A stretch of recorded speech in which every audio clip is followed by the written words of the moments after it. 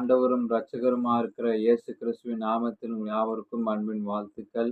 இந்த மார்னிங் மன்னா என்ற தின தியானத்தின் மூலமாய் உங்களை சந்திப்பதிலே மிகுந்த மகிழ்ச்சி.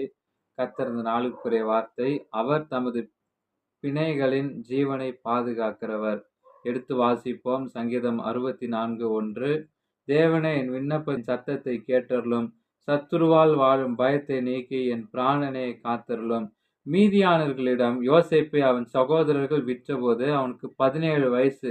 அந்த மீதியானரிடம் போத்திபார் இடத்துல தான் அவனை விற்று கொண்டார்கள். ஆனா கர்த்தர் அவனோடு கூட இருந்தபடியால தான் தனது எஜமானுடைய கண்கள்ல தான் யோசேப்புக்கு தயவு உண்டாயிடுச்சு. அவன் தன் வீட்டு காரியங்கள் எல்லாம் அனைத்தையும் கவனிக்கிற பொறுப்பு யோசேப்புக்கு கொடுத்தார்கள். ஒரு நாள் அவன் மேல் யோசேப்பு மேல பொய் குற்றம் சாட்டப்பட்டதுனால அங்கும் கூட தேவன் அவனோடு கூட இருந்தான். ஆகையால் சிறைச்சாலை தலைவனின் கண்களிலும் அவனுக்கு தயவு கிடைத்தது.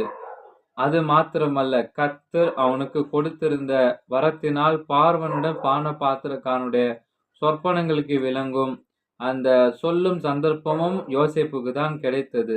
யோசேப்பின் விடுதலைக்காக பார்வோனிடம் விடுதலைக்காக பேசுவதாக வாக்களித்த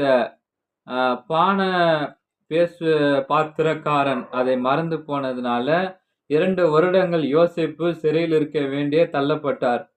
பிறகுதான் விடுதலை வந்தது யோசேப்புக்கு. ஆனா பார்வோன் கனவு அவனுடைய அர்த்தம் சொன்னதனால் ஆச்சரியப்பட பார்வோன் அவனை தனக்கு அடுத்த ஸ்தானத்துக்கு உயர்த்தினார்.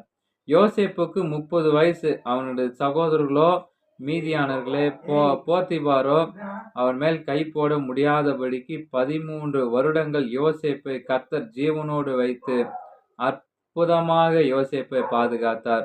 பஞ்ச காலத்திலே யாக்கோபையும் அவனுடைய சந்ததியும் காப்பாற்றுகிற தமது திட்டத்தை கர்த்தர் யோசேப்பின் மூலமாக நிறைவேற்றினார். Have a blessed day. God bless you. கர்த்தர் தாமே உங்களை ஆசீர்வதிப்பாராக. ஆமென்.